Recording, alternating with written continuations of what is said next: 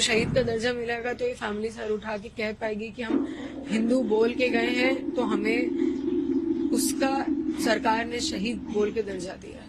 सबसे पहली गोली उन्होंने शुभम को ही मारी थी, पूछ के मारी थी। हिंदू मुसलमान। कानपुर के रहने वाले शुभम द्विवेदी पहलगाम हमले में मारे गए थे। शुभम द्विवेदी के परिवार से सीएम योगी आदित्यनाथ भी मिलने गए थे।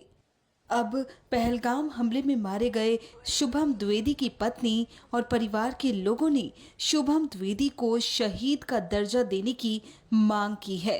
लोग विक्टिम की फैमिली को भूल जाते हैं। लोग जाके पूछते नहीं है कि उनकी फैमिली क्या झेल रही है, क्या हो रहा है उनके साथ, वो सब भूल जाते हैं। और शुभम हमारी फैमिली नहीं चाहती और मुझे लगता है कोई भी नहीं चाहता होगा कि शुभम को कोई भूले। इसलिए मैं सरकार से सिर्फ ये विनती करती हूँ कि शुभम को शहीद का दर्जा दे दें, उसको याद रखें, उसको उसकी वजह से हम शायद जो भी वो हमें देंगे हम उसकी वजह से जी पाएंगे। उसको शहीद का दर्जा मिलेगा तो ये फैमिली सर उठा के कह पाएगी कि हम हिंदू बोल के गए हैं तो हमें उसका सरकार ने शहीद बोल के दर्जा दिया है। सबसे पहले आप ही लोगों पर हमला हुआ है।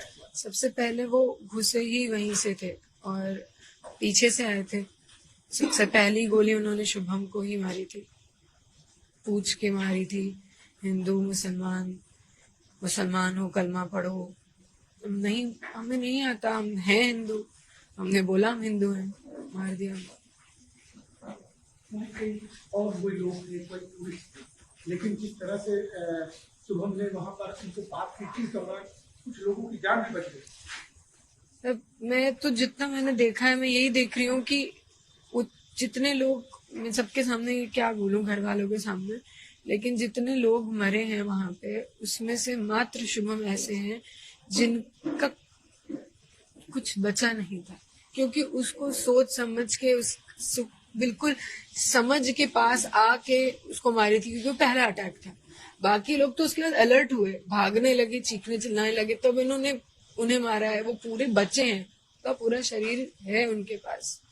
हमारे घर वालों को शुभम को देखने का मौका नहीं मिला कि वो उस आखिरी में उसकी शक्ल, उसकी स्माइल देख पाए, उसका चेहरा छू पाए।